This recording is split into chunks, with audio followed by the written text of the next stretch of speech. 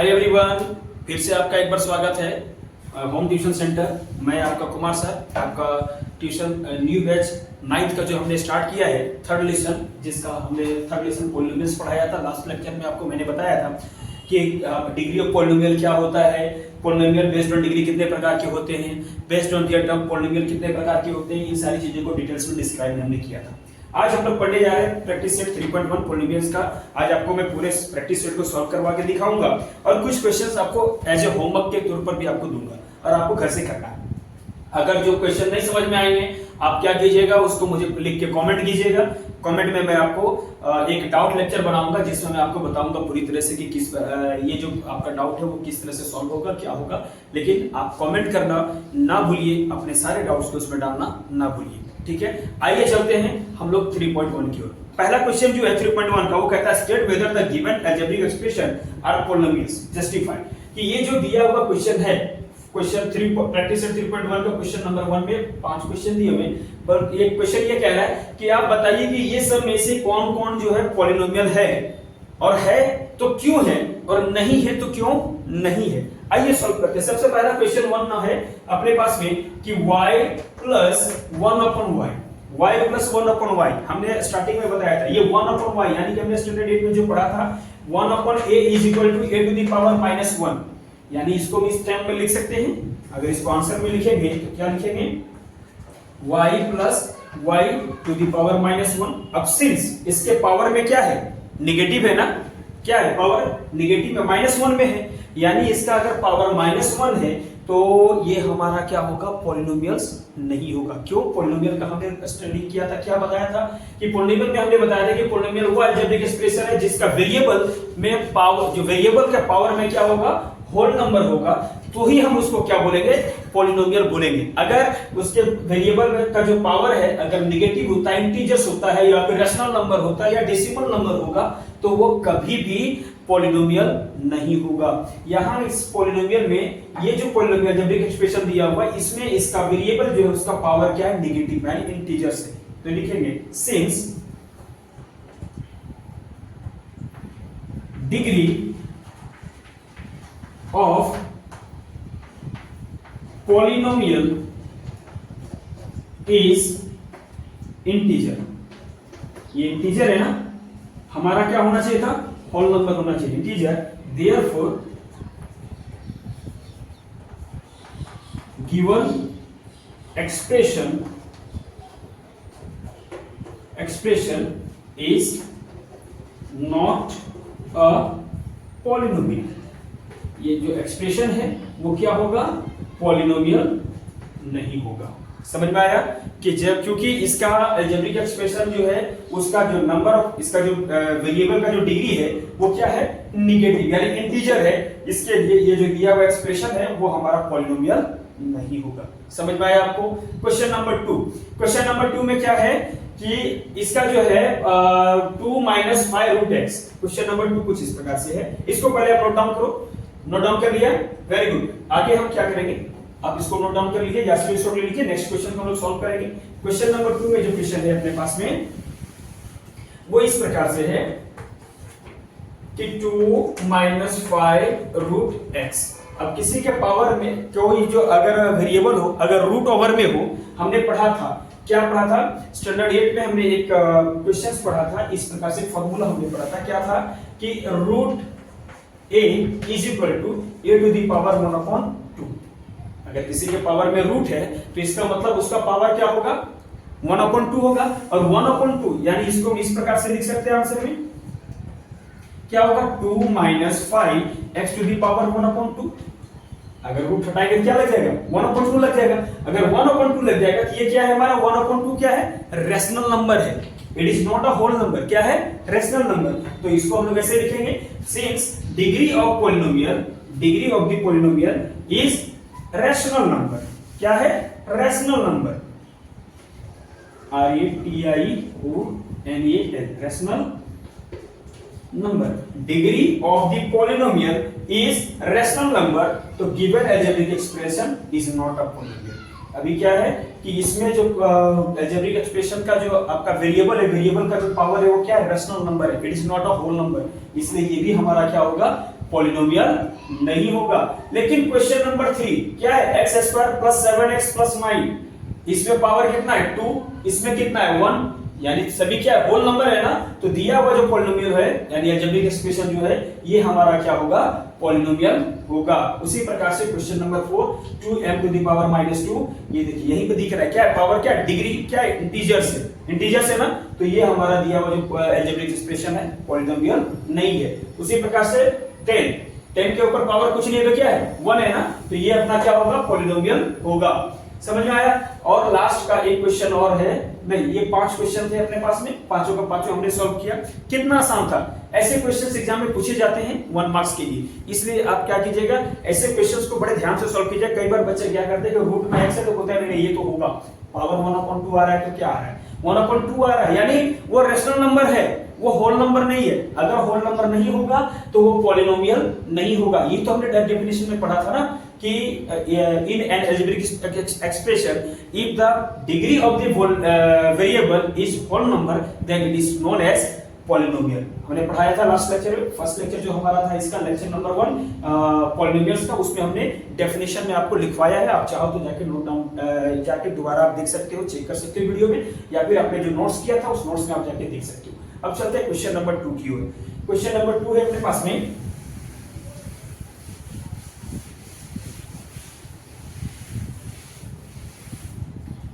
Question number 2 है right the coefficient of m square in each of the given polynomials. इसमें से दो में से एक क्वेश्चन को मैं सॉल्व करवा देता हूं, और 3 क्वेश्चन है जिसमें से मैं क्वेश्चन नंबर 3 को आपको सॉल्व करवा देता हूं। बाकी जो क्वेश्चन है क्वेश्चन नंबर 1 और क्वेश्चन नंबर 2 आपको घर से होमवर्क रहेगा।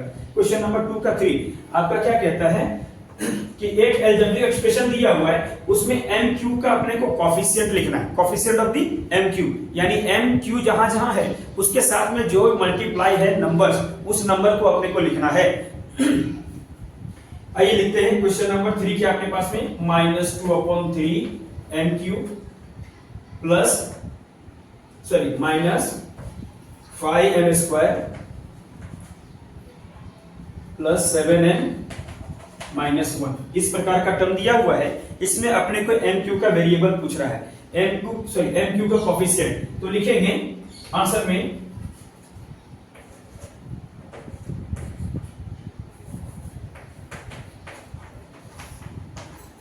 Coefficient of mq equal to mq का कोफिशिएंट, mq के साथ में क्या मल्टीप्लाई है -2/3, इसके साथ में क्या है माइनस ये m स्क्वायर है ना, क्वेश्चन में क्या है m स्क्वायर, तो बस हो गया। mq का क्या है -2/3, हो गया आंसर।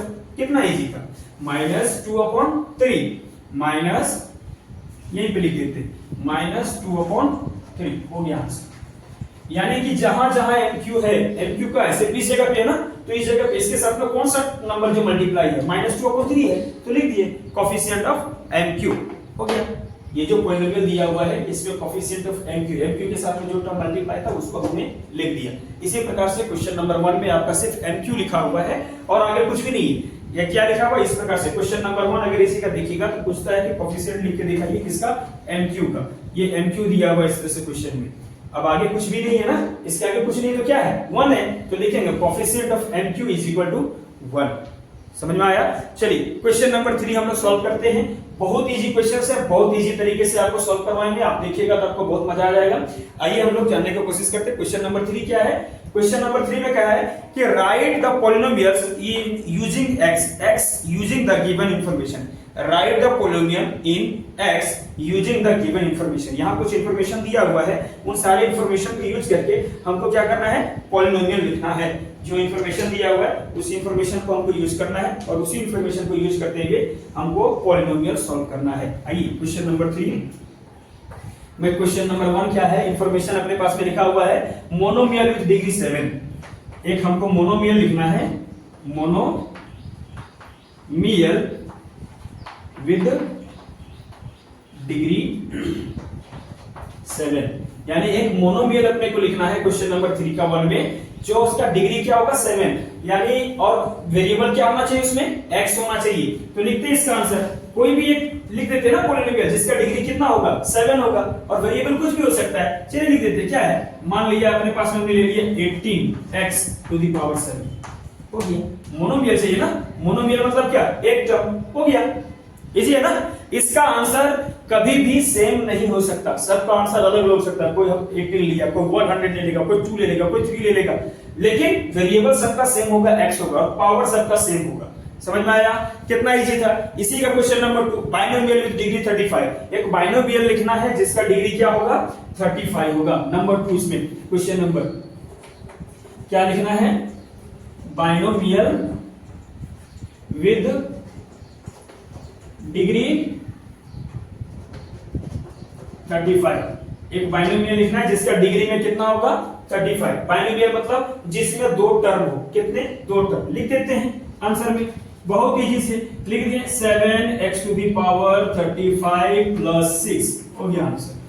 एक टर्म, दो टर्म, इसके पावर में डिग्री कितना है, इसके डिग्री में, सॉरी इसके वेरिएबल में डिग्री कितना है, 35 है ना, तो 35 हो गया। 7x टू दी पावर 35, और 35 हमारा भाई बाइनोमियल लिखना था ना, बाइनोमियल विद डिग्री 35 डिग्री में होना चाहिए, एक टर्म, दो टर्म, यानी ये बाइनोमियल हो गया, डिग्री कितना है, 35 है ना, इजी। और क्वेश्चन नंबर 3 बोलता है इसका ट्रिनोमियल विद डिग्री 8। एक ट्रिनोमियल लिखना है जिसका डिग्री में कितना होना चाहिए, 8 होना चाहिए। ये क्वेश्चन आपके लिए होमवर्क है, आसानी से बिल्कुल सेम इसी प्रकार से एक टर्म और बढ़ा देंगे और उसके डिग्री में 8 कर देंगे, है ना, इजी, कर लीजिएगा।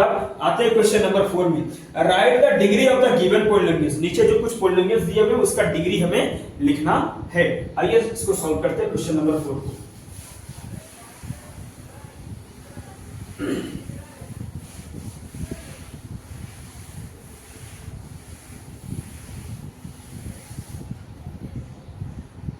क्वेश्चन नंबर 4 का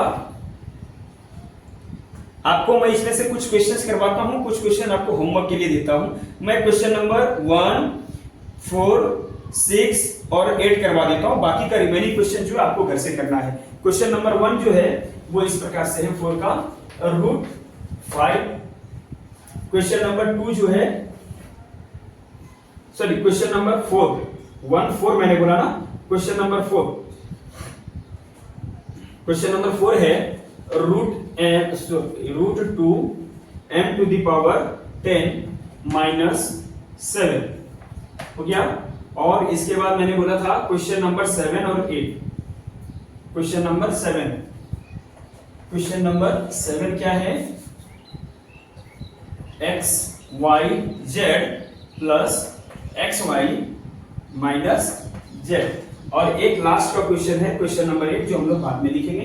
पहले ये 3 क्वेश्चन हम लोग सॉल्व करते हैं। क्या करना है, क्वेश्चन बोलता है right the degree of the given polynomials. जो नीचे जो पॉलिनोमियल्स दिए हुए हैं इन सभी का आपको डिग्री लिखना है। तो लिखते हैं आंसर में √5, इसके ऊपर इसका डिग्री क्या है, लिखेंगे डिग्री, क्या होगा डिग्री, इसके ऊपर कुछ नहीं है तो क्या है, 1 है ना, 1 है कि नहीं है, और नहीं तो आप ऐसे कर सकते हो, हाँ इसका डिग्री क्या है, कुछ नहीं है तो 1 है, तो लिख दिया 1। क्वेश्चन नंबर 4, इसका आंसर लिखेंगे, इसमें maximum number of power of the variable कितना है, 5 के ऊपर पावर कितना है, 10 है ना, और इसके ऊपर पावर कितना है, 1, तो मैक्सिमम डिग्री इसका कौन होगा, degree is equal to 10। Question number 7, question number 7 जो है थोड़ा सा ट्रिकी है और इसको सोचने वाली बात है। सबसे पहले क्या करेंगे, क्वेश्चन नंबर 7 में आंसर में क्या करेंगे, ये देखिए यहाँ x y z 3 वेरिएबल्स है और यहाँ x है, यहाँ 1 है। मैंने क्या बताया था, मोर देन 1 वेरिएबल के टर्म में क्या किए थे, सभी के पावर को यानी डिग्री को क्या किए थे, ऐड कर दिए थे। यहाँ x के ऊपर पावर कितना है, 1, और इसके ऊपर पावर +1, इसके ऊपर पावर +1, तीनों को ऐड कर देते। इसके ऊपर पावर कितना है, 1, और इसके ऊपर पावर कितना है, 1। इन तीनों को अगर सम करेंगे तो आंसर कितना आ जाएगा, 3। ये तीनों के पावर को अगर हम सम कर देंगे तो आंसर कितना आ जाएगा, 3। यानी इसका मैक्सिमम यानी डिग्री कितना हो जाएगा इस पॉलिनोमियल का, 3 हो गया। अब question number 8, question number 8, question number 8 क्या है, n to the power 3, n to the power 3 बीच में है -3 n to the power 5n और क्या है +mn। ये भी जो क्वेश्चन है अपना मोर देन 1 वेरिएबल वाला है। Find the degree more than one variable करते हैं। इसके ऊपर पावर 3, इसके ऊपर पावर 3 यानी 3 प्लस 3 कितना हो जाएगा 6। इसके ऊपर पावर 5 और इसके ऊपर पावर 1 यानी 5 प्लस 1 कितना हो जाएगा 6। इसके ऊपर पावर 1 और इसके ऊपर पावर 1 कितना हो जाएगा, ऐड करने पर टोटल 2। यानी देखा जाए कि इसके ऊपर ये जो है ये दोनों का वेरिएबल जो है दोनों का पावर को अगर सम किए तो कितना हो गया 6। इसके ऊपर पावर 1 5 है और इसके ऊपर पावर कुछ नहीं तो 1, दोनों को सम किए तो कितना हो गया 6 हो गया। यानी दो जगह पे 6 आ रहा है ना, और यही मैक्सिमम डिग्री है। तो लिखेंगे therefore degree of the polynomial is 6। लिखेंगे क्या, therefore degree is equal to 6। ये हो गया अपना आंसर। क्वेश्चन यही था, write the degree of the given polynomials. जो नीचे दिए गए पॉलिनोमियल्स है उनका हमें क्या करना है, डिग्री निकालना है। हमने 8 क्वेश्चंस में से 4 जो हार्ड और ट्रिकी टाइप के जो क्वेश्चंस थे उसके आंसर मैंने सॉल्व करके दिखाया। आप चाहो तो नोट डाउन करो या फिर बेस्ट होगा कि आप स्क्रीनशॉट ले लो ताकि आप बाद में इसको नोट डाउन कर सको। हाँ, स्क्रीनशॉट ले लिया आपने। अब आगे हम लोग चलेंगे क्वेश्चन नंबर 5 की ओर। जैसे जैसे हम लोग बढ़ते जा रहे हैं वैसे वैसे क्वेश्चंस में ट्रिक्स आगे बढ़ते जा रहे हैं। क्वेश्चन नंबर 5 जो है वो इस प्रकार से है कि classify the following polynomials as a linear, quadratic and cubic polynomial. Linear polynomial हमने पढ़ा था ना कि क्या था, लीनियर पॉलिनोमियल क्या होता है, वैसा पॉलिनोमियल जिसका मैक्सिमम पावर कितना होगा 1 होगा या फिर डिग्री ऑफ द पावर कितना होगा 1 होगा, उसको क्या बोलेंगे, लीनियर पॉलिनोमियल बोलेंगे। और वैसा पॉलिनोमियल जिसका डिग्री ऑफ द पॉलिनोमियल कितना होगा 2 होगा, उसको क्या बोलेंगे, क्यूबिक क्वाड्रेटिक पॉलिनोमियल। और वैसा पॉलिनोमियल जिसका डिग्री ऑफ द पॉलिनोमियल कितना होगा 3 होगा, तो वैसे को हम लोग क्या बोलेंगे, क्वाड्रेटिक क्यूबिक पॉलिनोमियल बोलेंगे। तो जैसे अभी हमने निकाला सभी का पावर और डिग्री निकाल लेंगे, उसके बाद उसको जानेंगे कि अगर पावर 1 आ रहा है, डिग्री 1 आ रहा है तो वो लीनियर होगा, अगर 2 आएगा तो क्या हो जाएगा उसका क्वाड्रेटिक होगा, और अगर 3 आएगा तो इसको क्या बोलेंगे, जैसे इसमें देखिए मैक्सिमम पावर अब कितना आया 3 आया है, तो ये कौन सा हो जाएगा, क्यूबिक पॉलिनोमियल हो जाएगा। समझ में आया। तो ये क्वेश्चन नंबर 5 का 6 क्वेश्चन है, 6 का 6 आपके लिए होमवर्क है, आप अपने से क्लासिफाई कीजिएगा। आपको जैसे मैंने बताया था लास्ट लेक्चर में, फर्स्ट जो लेक्चर नंबर 1 था अपना पॉलिनोमियल्स का, उसमें मैंने आपको क्लासिफाई करके दिखाया है, सबको डिटेल्स में एग्जांपल्स में बताया है, उसके अकॉर्डिंग आप इसको क्लासिफाई कर लीजिएगा। क्वेश्चन नंबर 6 में आपको करवाने जा रहा हूं, right the following polynomials in standard form. जितने भी पॉलिनोमियल्स नीचे दिए हुए सभी को स्टैंडर्ड फॉर्म में लिखना है। आइए आपको बताते हैं कि पॉलिनोमियल्स को स्टैंडर्ड फॉर्म में कैसे लिखा जाता है। ये भी बहुत टफ नहीं है, बहुत आसान है। अगर आप अच्छे से देखिएगा, अच्छे से समझिएगा तो आपको सारे क्वेश्चंस आसान लगेंगे। मैथ्स कभी भी हार्ड नहीं होता। हिंदी साइंस आप में आपको क्या करना होता है, रट्टा मारना होता है, इसलिए वो बहुत टफ लगता है। हिंदी में क्या होता है, एक कॉमा का मिस्टेक्स हो गया, एक मात्रा की मिस्टेक्स हो गई तो आपका आंसर रॉन्ग हो सकता है। लेकिन अपना मैथ्स वैसा नहीं है। मैथ्स एक ऐसा सब्जेक्ट है जिसमें आपको केवल आपको मेथड देखना होता है। अगर हम सही मेथड और सही कांसेप्ट के साथ में इसको सॉल्व कर रहे हैं, प्लस कर रहे हैं, माइनस कर रहे हैं, या फिर जो मेथड आपको बताया, जो कांसेप्ट बताया है उसके अकॉर्डिंग अगर हम सॉल्व कर रहे हैं तो आंसर हमारा कभी भी रॉन्ग नहीं हो सकता है। इसलिए मैथ्स जो होता है सबसे ज्यादा इंटरेस्टिंग सब्जेक्ट होता है। आइए हम लोग सॉल्व करते हैं क्वेश्चन नंबर 6, जिसका नाम है right the following polynomials in standard form. Standard form में लिखना है कुछ पॉलिनोमियल्स दिए हुए क्वेश्चन नंबर 6 है। क्वेश्चन नंबर 1 इस प्रकार से है कि n³ + 3 + 5 है, n³ + 3 + 5n, इसको क्या करना है, स्टैंडर्ड फॉर्म में लिखना है। तो सबसे इजी है, क्या करना है कि ये देखो, पहले क्या है, वेरिएबल का डिग्री कितना है n³, उसके बाद कितना है 1, तो इसको सीरियल नंबर से लगा दो, हो गया आंसर। कैसे लिखेंगे इसको, आंसर में n³ + 5n + 3, ओके आंसर क्या है, हमने क्या किया, कुछ किया क्या, कुछ नहीं। ये टर्म जो हमारा q वाला है सबसे ज्यादा इसका पावर है ना, इसको पहले लिख दिए। अगर उसके बाद स्क्वायर वाला होता, अगर 5m² होता तो उसको हम लिखते हैं, लेकिन स्क्वायर तो नहीं है, ये तो लीनियर वाला है 5m⁻1, उसके बाद उसको लिख दिया और लास्ट में हमने कोएफिशिएंट टर्म को लिख दिया, कांस्टेंट टर्म को हमने लास्ट में लिख दिया, तो हो गया अपना। क्वेश्चन नंबर 2 इसी का 6 का में 2 क्वेश्चंस है, तो दोनों का दोनों में सॉल्व करवा देता हूं। बच्चे इसमें कंफ्यूज करते हैं, इसके लिए मैं इसको दोनों सॉल्व करके आपको देता हूं। सेकंड क्वेश्चन क्या है, -7y, अरे बाबा कितना बड़ा क्वेश्चन है, y⁵ + 3y³ -1/2 + 2y⁴ - y²। अब ध्यान से देखोगे तो इसमें मैक्सिमम पावर कौन है, किसका मैक्सिमम पावर है? 5 का, y टू द पावर 5। उसके बाद क्या होता है? y टू द पावर 4, उसके बाद 3, उसके बाद 2, उसके बाद 1 और लास्ट में कांस्टेंट। सारे टर्म्स इसमें दिए हुए हैं, तो हमारे लिए इजी हो जाएगा। लिखेंगे इसको स्टैंडर्ड फॉर्म में, कैसे लिखेंगे? सबसे पहले लिखते कौन सा term? Plus 2y to the power 4। तो लिख दे 2y, सॉरी पहले क्या हो जाएगा? 5 वाला टर्म आएगा ना, मेरा मिस्टेक है, माफ कीजिएगा। तो लिख दे y टू द पावर 5, सबसे हाईएस्ट डिग्री यही है ना, तो उसको हम लिख दिए पहले। उसके बाद कौन आएगा? 5 के बाद किसका आता है? 4 का बारी, तो लिख दे 2y टू द पावर 4। इसके बाद किसका आता है? 3 प्लस 3 है ना, तो लिख दे plus 3y to the power 3। उसके बाद क्या होगा? स्क्वायर का, स्क्वायर कहां है? 3 के बाद स्क्वायर माइनस y, तो लिखेंगे माइनस y का स्क्वायर। उसके बाद y का टर्म है माइनस में, तो लिखेंगे माइनस 7y और लास्ट में माइनस 1/2। ये कांस्टेंट टर्म हो गया इसका स्टैंडर्ड फॉर्म में। कितना इजी था, आप नोट डाउन कर लो फटाफट। देखो हमने कुछ नहीं किया, क्या किया? केवल स्टैंडर्ड फॉर्म का मतलब क्या होता है कि जो स्टार्टिंग से, स्टैंडर्ड मतलब क्या? जहां से हाईएस्ट है ना, जिससे हमने बचपन में पढ़ा है ना, असेंडिंग ऑर्डर डिसेंडिंग ऑर्डर, तो ये डिसेंडिंग ऑर्डर है। सबसे बड़ा पहले, फिर छोटा, फिर छोटा, लेकिन बड़ा किसमें होना चाहिए? पावर में। मैक्सिमम पावर कितना? 5, फिर 4, फिर 3, फिर 2 और फिर 1। एक्स्ट्रा अलग से कुछ नहीं ऐड करना है, जो दिया हुआ है उसी को लिख देना। अगर ये 4 और 3 नहीं होता तो डायरेक्ट पे 2 लिखते हैं, जैसे इस क्वेश्चन में था, क्या था? m टू द पावर 3, उसके बाद 5m का टू द पावर 1, बीच में स्क्वायर नहीं है तो नहीं लिखा है कि नहीं। तो इसको सही क्रम में सजा दिए, बस वैसी को हो गया, वही हमारा हो गया स्टैंडर्ड फॉर्म। लिख लिया आपने, वेरी गुड। आगे चले हम लोग क्वेश्चन नंबर 7 की ओर।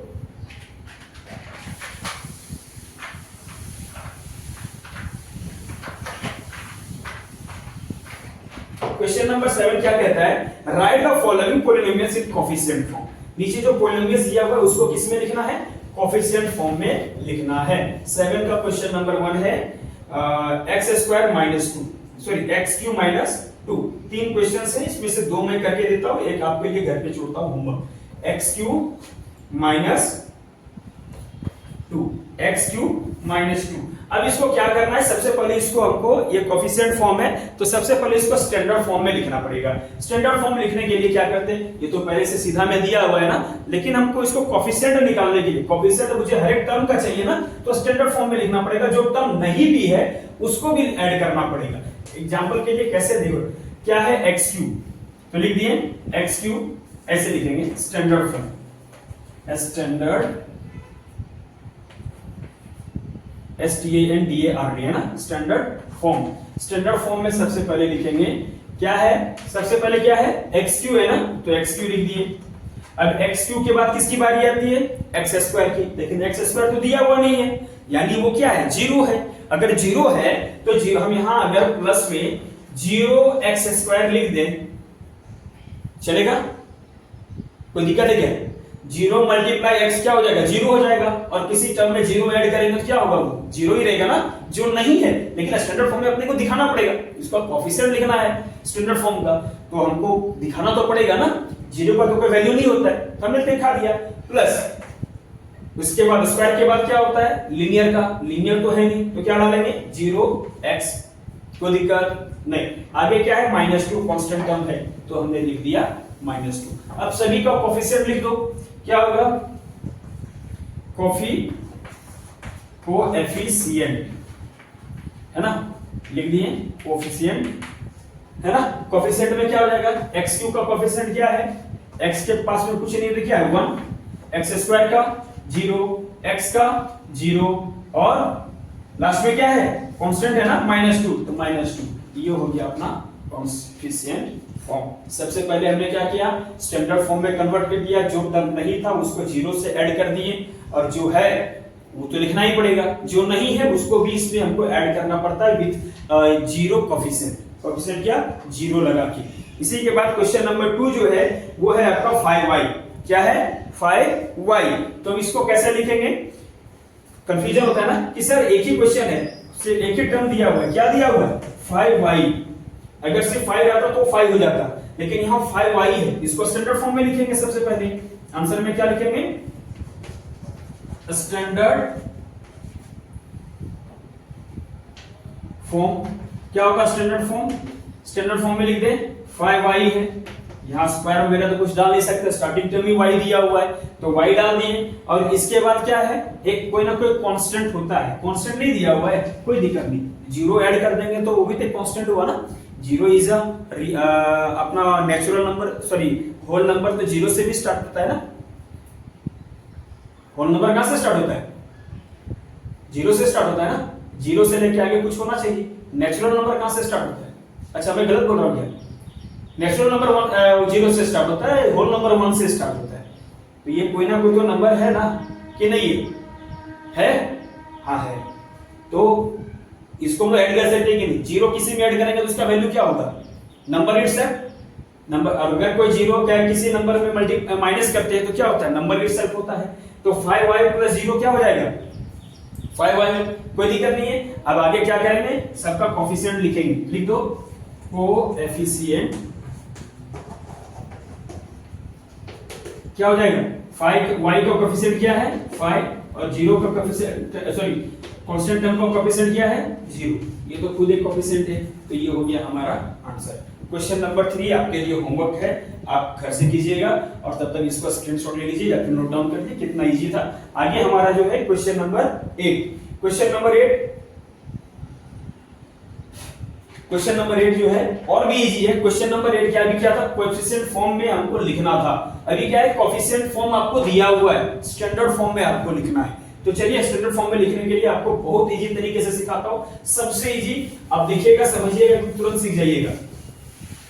और ऐसे क्वेश्चन जो एग्जाम में आते हैं। और इसी के साथ में हमारा आज का लेक्चर खत्म होगा, बस 5 मिनट की, और उसके बाद आज का लेक्चर खत्म होने को जा रहा है और आज का 3.1 जो प्रैक्टिस सेट खत्म करने जा रहे हैं। क्वेश्चन नंबर 8, क्वेश्चन नंबर 8 का क्वेश्चन नंबर 2 में करवा देता हूं जो आपके लिए इजी रहेगा। क्वेश्चन नंबर 2 और 1 दोनों करवा देता हूं, क्वेश्चन नंबर 1 में पहले करवाता हूं, फिर 2 करवा देता हूं, फिर 3 आपके लिए घर से होमवर्क रहेगा। क्वेश्चन नंबर 1 क्या है, 1, 2, 3 ये दिया हुआ है, कोफिशिएंट दिया हुआ है, कोफिशिएंट क्या है दिया हुआ है, अपने को स्टैंडर्ड फॉर्म में लिखना है। स्टैंडर्ड फॉर्म में लिखने के लिए याद रखिएगा, कभी भी पॉलिनोमियल का अगर स्टैंडर्ड फॉर्म में लिखने के लिए आया तो आप वेरिएबल जो है x ही यूज कीजिएगा, कोई दूसरा वेरिएबल यूज नहीं करिएगा, क्योंकि जनरल जो स्टैंडर्ड वेरिएबल्स होता है वो हमारा x और y होता है, तो x को ही हम लोग ज्यादा यूज करते हैं, पॉलिनोमियल में भी x को यूज किया जाता है, तो आप भी x ही यूज कीजिएगा, दूसरा नहीं कीजिएगा।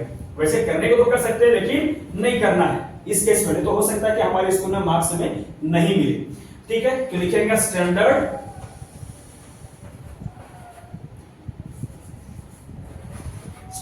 फॉर्म, है ना, स्टैंडर्ड फॉर्म लिख दिए। सबसे पहले क्या करना है, देखो क्या कितना कोफिशिएंट है 1 2 3, 3 कोफिशिएंट है, तो जो सबसे लास्ट जो होगा उसको हम लोग कांस्टेंट मान लेना है। 3 हमने कांस्टेंट मान लिया, बीच में कोई सिंबल दिया हुआ है, अगर माइनस रहेगा तो माइनस दिया रहेगा तो माइनस डाल देंगे, अगर माइनस नहीं दिया हुआ है तो रहने दो, ठीक है। ये माइनस, ये कांस्टेंट टर्म हो गया। उसके बाद जो होता है वो x का वेरिएबल होगा, किसका होगा x का, जिसके पावर में क्या होगा 1 होगा पावर, यानी 2x टू द पावर 1 तो लिखने की जरूरत नहीं पड़ती है। हो गया क्लियर, एक हो गया, 2 हो गया, लास्ट इधर जो थर्ड नंबर इधर लेफ्ट साइड में ऐसे करके बढ़ते जाएंगे, ये x हो गया, x स्क्वायर हो गया, x क्यूब हो जाएगा, x to the power 4, x to the power 5, इस तरह से करके बढ़ते जाएंगे। इधर सबसे फर्स्ट क्या होगा, राइट साइड में जिस हिसाब से खाते हो ना यूनिट प्लेस, यानी सबसे राइट साइड में क्या होता है यूनिट प्लेस होता है ना, यूनिट प्लेस के लास्ट वाला जो होगा, यानी यूनिट प्लेस पे जो होगा सबसे फर्स्ट टर्म जो होगा, ये इधर का राइट साइड से फर्स्ट टर्म होगा, ये हमारा कांस्टेंट टर्म होगा। उसके बाद से हम लोग x स्क्वायर x2 इस तरह से लगाते चले जाएंगे। ये क्या हो गया, x हमने लगा दिया 2x। अब अगला जो वेरिएबल होगा वो क्या होगा 1x to the power 2, 1x to the power 2 यानी x स्क्वायर, ये किसका कोफिशिएंट है, 1 जो किसका है x स्क्वायर का कोफिशिएंट है। इसको अच्छे से लिख दे, तो इस प्रकार से लिखेंगे, क्या हो जाएगा, ये हो गया x स्क्वायर प्लस 2x और प्लस 3 किसका है कांस्टेंट टर्म हो गया, 2 जो है x का कोफिशिएंट है और 1 किसका है x स्क्वायर का। यहां कुछ नहीं है तो 1 मल्टीप्लाई है, आप 1 लिखो या ना लिखो कोई फर्क नहीं पड़ता, 1 हमेशा हर किसी के साथ में मल्टीप्लाई होता है, 4 multiply 1, 5 multiply 1, 7 multiply 1, prime number के साथ में भी 1 मल्टीप्लाई रहता है, 1 हर किसी के साथ में मल्टीप्लाई रहता है, 1 जनरली नहीं भी लिखोगे तो चलेगा, आप लिखना चाहते हो लिख दो, यही हो गया आपका आंसर, ठीक है। अब क्वेश्चन नंबर 2 जो है वो इस प्रकार से है, मैं क्वेश्चन नंबर 2 बता देता हूं। अच्छा क्वेश्चन नंबर 3 आपके लिए घर से होमवर्क रहेगा, 5, 0 3 टाइम्स 0 है ना, तो 0, 0, 0 और लास्ट में कितना है -1 है, ये -1 है दिया हुआ, कोई दिक्कत नहीं, इस प्रकार से दिया हुआ। किसमें लिखना है? स्टैंडर्ड फॉर्म में लिख दें। आंसर में क्या लिखेंगे? स्टैंडर्ड फॉर्म, स्टैंडर्ड फॉर्म लिखें। सबसे लास्ट का टर्म क्या हमने बोला था? कांस्टेंट टर्म होगा। तो ध्यान से देखो, ये हो गया कांस्टेंट, ये x स्क्वायर, x क्यूब और x टू द पावर 4। तो ऐसे लिख दे क्या?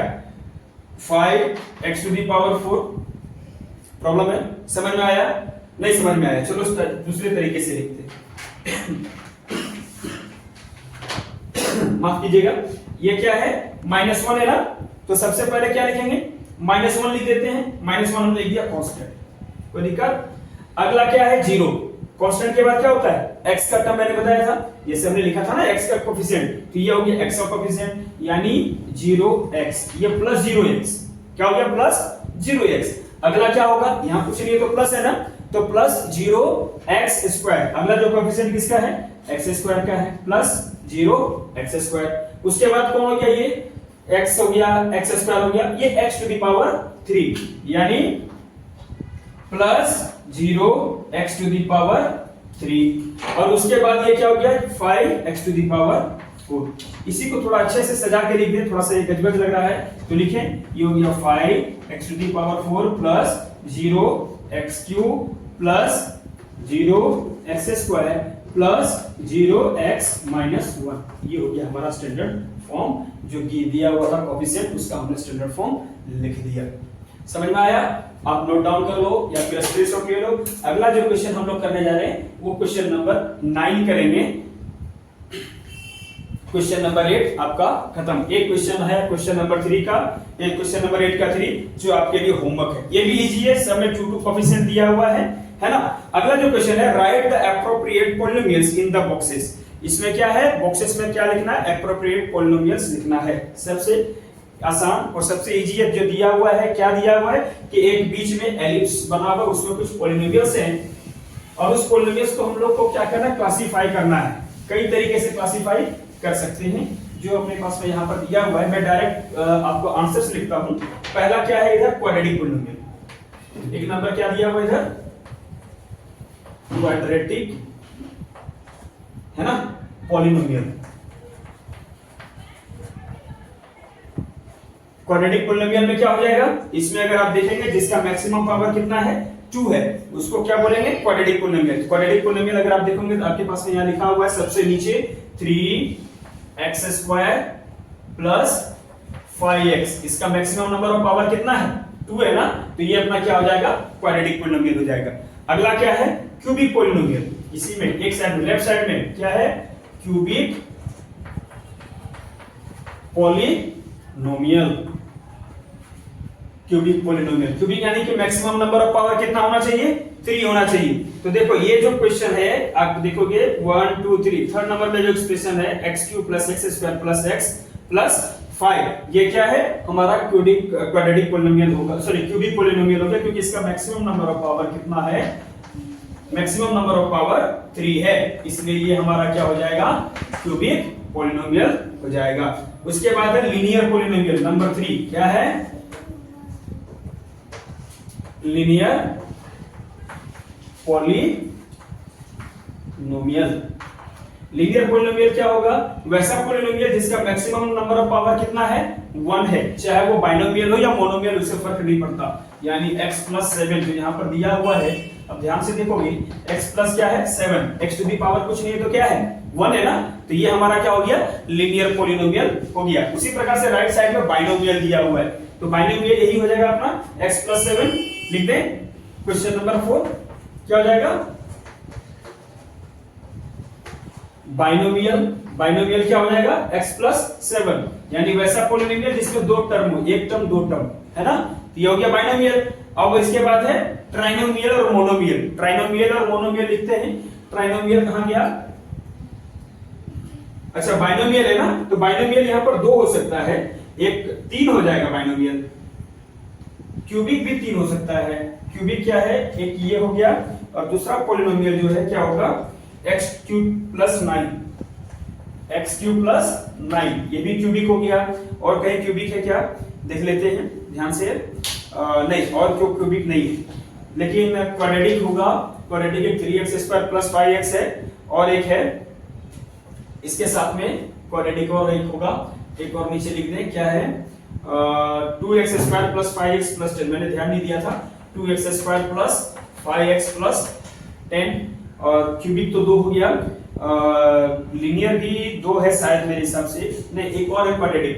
क्वाड्रेटिक एक और कौन है, x², सिंगल है, ये हो गया क्वाड्रेटिक है। और लीनियर है, एक है x प्लस 7 और कहीं पर है नहीं, और लीनियर नहीं है। लेकिन बाइनोमियल एक हो गया x प्लस 7, एक हो जाएगा x cube plus 9, x cube plus 9, और कोई है बाइनोमियल एक और है 3x² plus 5x, 3x² plus 5x, ये हो गया 3 टर्म हो गया इसमें बाइनोमियल। पांचवा नंबर जो होगा वो होगा ट्राइनोमियल, यानी वैसा टर्म जिसमें 3 टर्म्स होंगे। तो 3 टर्म्स अपने को दिख रहा है इसमें, एक है 2x² plus 5x plus 10, 2x² plus 5x plus 10, ये है अपना ट्राइनोमियल। और कोई वैसा ट्राइनोमियल तो नहीं दिख रहा है, नहीं। अब दूसरा है, छठा नंबर जो है अपने पास में मोनोमियल। मोनोमियल यानी जिसमें एक टर्म हो, एक टर्म का यहां पर एक ही दिख रहा है, वो है x²। ये हो गया अपना आज का क्वेश्चन नंबर 9 का 6 का 6 आपको मैंने करके दिखाया। एलिप्स टाइप में दिया हुआ है 6, इन सभी के नीचे एक डैश दिया हुआ है, यानी एक एक्टिविटी टाइप का क्वेश्चन है जो मैंने आपको पूरा यहाँ पे आंसर सॉल्व करके दिखाया। आप चाहो तो नोट डाउन करो, या फिर आप स्क्रीनशॉट भी ले सकते हो, आपको जो अच्छा लगे आप कीजिए, स्क्रीनशॉट ले लीजिए, आई थिंक बेस्ट रहेगा। ले लिया आपने तो दोस्तों, इसी के साथ में आज 3.1 आपका जो लेसन है वो समाप्त होता है।